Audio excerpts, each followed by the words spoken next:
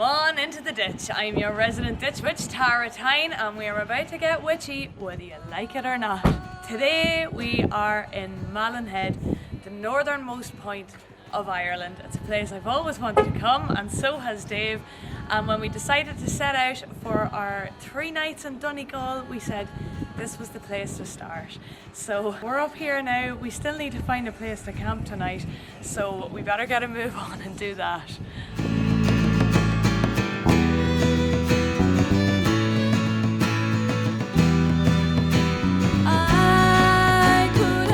Well, we didn't see any mermaids at Malin Head. In fact, we didn't really see much of anything, to be honest. The whole tip of the headland was blanketed in a thick sea mist, which made the place look like something out of another world. But the scenery down along the road was taking our breaths away, and we gotten a good tip from an internet forum about a place we could bunk down for the night. So we reckoned we could squeeze a wee bit more adventuring in before it was time to settle down for the evening. And whilst we were in the area, I wanted to drop in on a field which is supposed to contain one of Donegal's most prolific clusters of prehistoric rock art. It's located on the Isle of Doagh, which is actually now a peninsula, though it used to be an island. Over time, the channel between it and the mainland silted up and joined the two together. That's one way to fill a ditch in, I guess. The area is also home to Five Finger Strand, which is probably the most beautiful beach I've ever seen in my life, though camping is strictly not allowed there.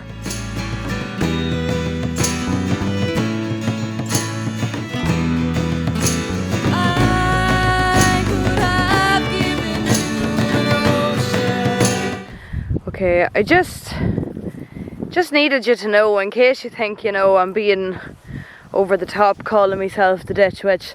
I am literally here crawling through gorse bushes, trying to find some ancient and prehistoric rock art for you up here in Isle of Doagh. We're pretty sure we're in the right field. The website said that the rock art is nestled in among the gorse.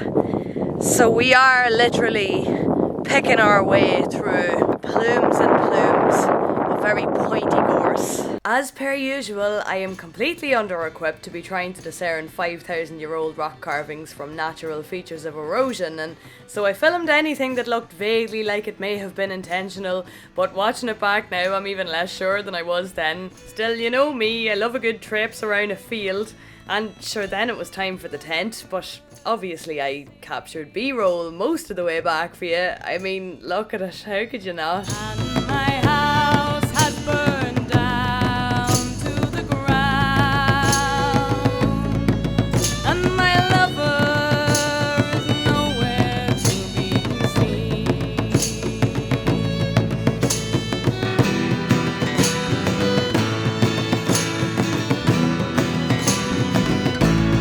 I could have given you an ocean. We eventually made it back and just about remembered to switch the camera on and sign off for the night before it got too dark to film. Just look at that sunset. It felt like bedding down in a magical meadow. We found an excellent spot to camp. We got us a little gas stove and we've just had some dinner and we're just getting ourselves ready to settle in for the night. And yes, we did bring our house coats camping. Have to. Just because we can. We have a car now, so, Living it up. Ihawa.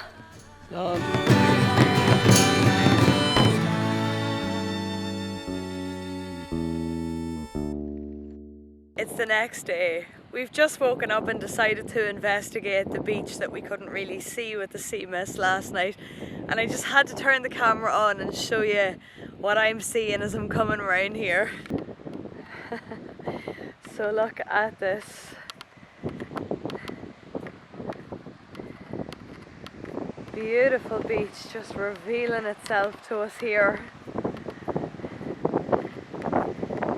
Cool daff. I'm not sure which stretch we're at, but look at that. Absolutely stunning. We saw some really beautiful beaches in the last couple of days, but this is magical to wake up to. So we've decided to sit down, get a cup of tea in, of course, Then we're gonna go for a little paddle. I've got my wee seat here and everything, I'm made up. Oh, look at the doggos, Dave, look.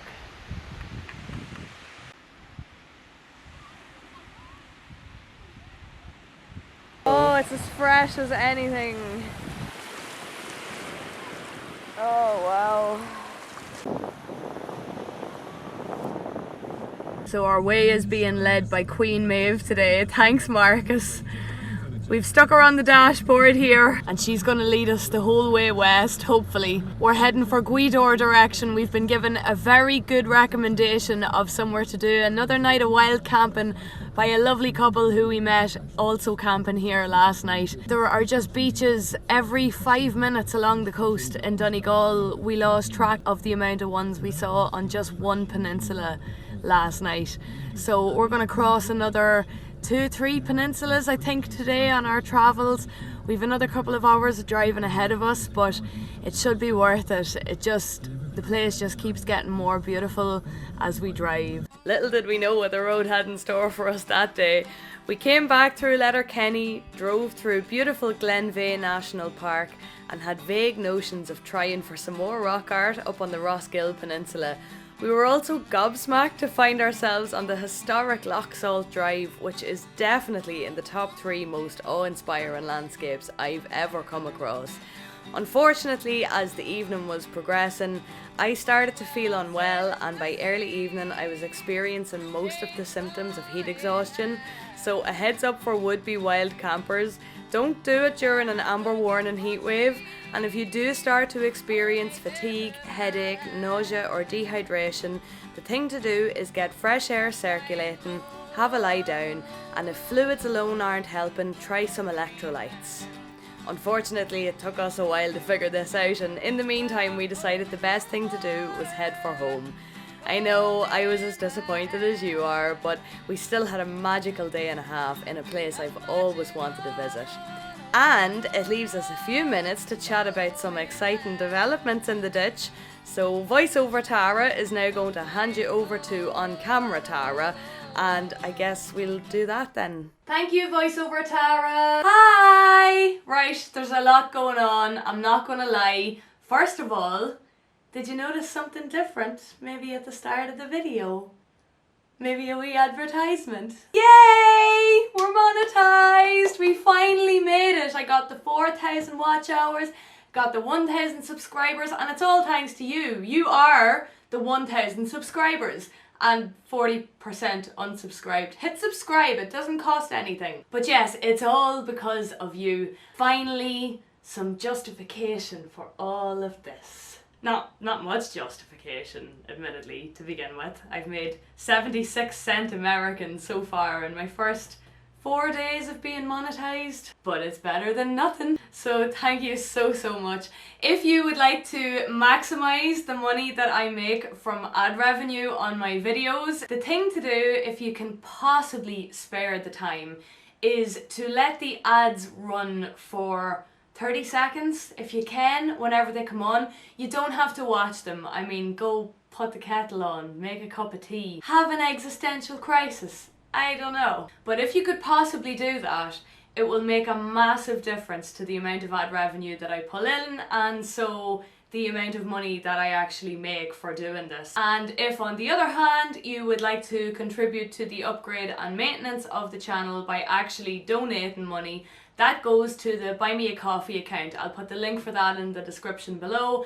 I don't like saying it on every video because I don't want my regular viewers feeling like I'm just begging for money the whole time. If you'd like to just contribute towards those regular payments that do come out every so often, the Buy Me a Coffee account is the place to do that, and it doesn't actually go towards buying me a coffee, it's just what they call the site. And you can donate as many €5 coffees there as you wish, and I thank you very much in advance. I had also planned on rolling another milestone celebration into this video because as I was approaching the monetization point last week, I noticed that I was also just on the verge of 50,000 views, and I went, oh my god, that's huge, that's amazing news, I need to tell people that this is what's happening. In the course of the week where I didn't upload a video, I won't say a week off, it was not a week off. But in the week when I didn't upload a video, I had a very unexpected boost to the channel in the form of the emergency rescue video that I put up a few weeks ago. It was a short video shot on my phone. I have 6 chins in it, and it's currently my highest viewed video on this channel. I don't know. I rescued a baby bird from the cats, and it, as we speak, has over 7,000 views, which is great. You know, it just is hard to credit when you work on some videos for weeks and weeks and weeks, months like, and you get about a fifth of the amount of views that you get for preventing a homicide by your cats. Is it homicide when it's a bird?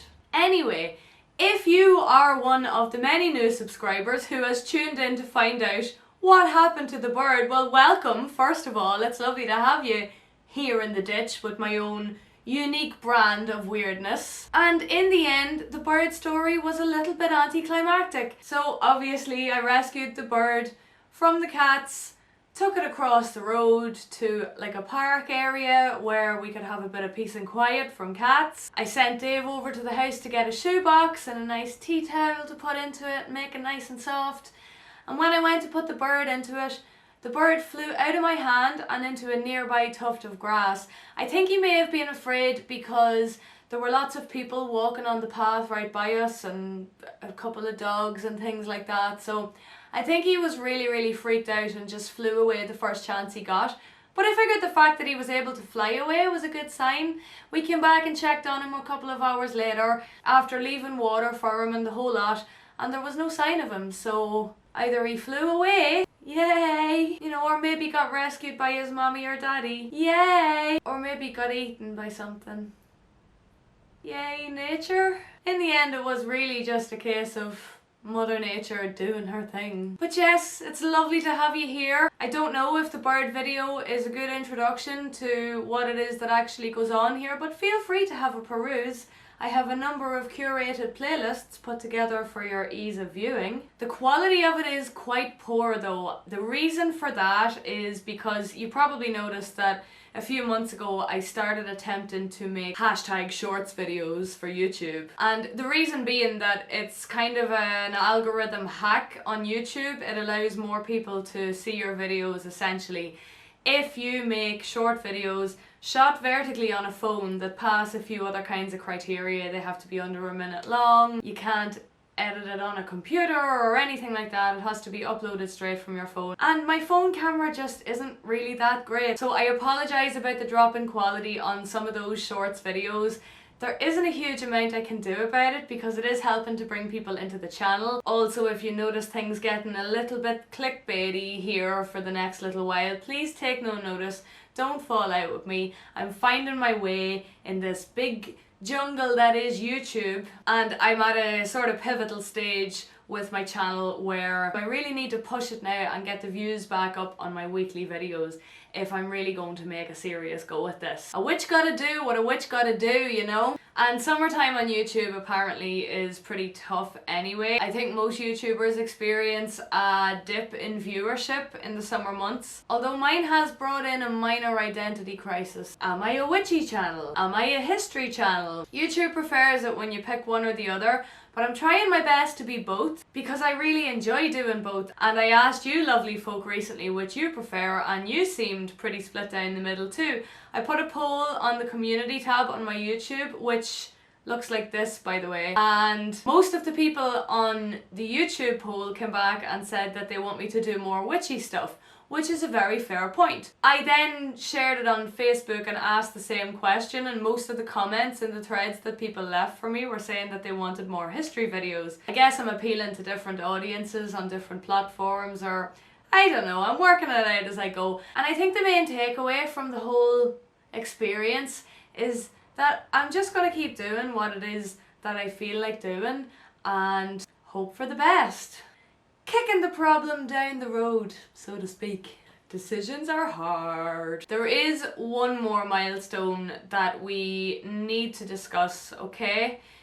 Eagle-eyed viewers who have been here from the early days or who have watched back through my old videos may have noticed a promise I made in my Halloween video last year. It was literally the second video on this channel, and I may have promised to carve a turnip if I managed to get 1,000 subscribers on the channel by next Halloween. Obviously, I'm now closer to 2,000 subscribers.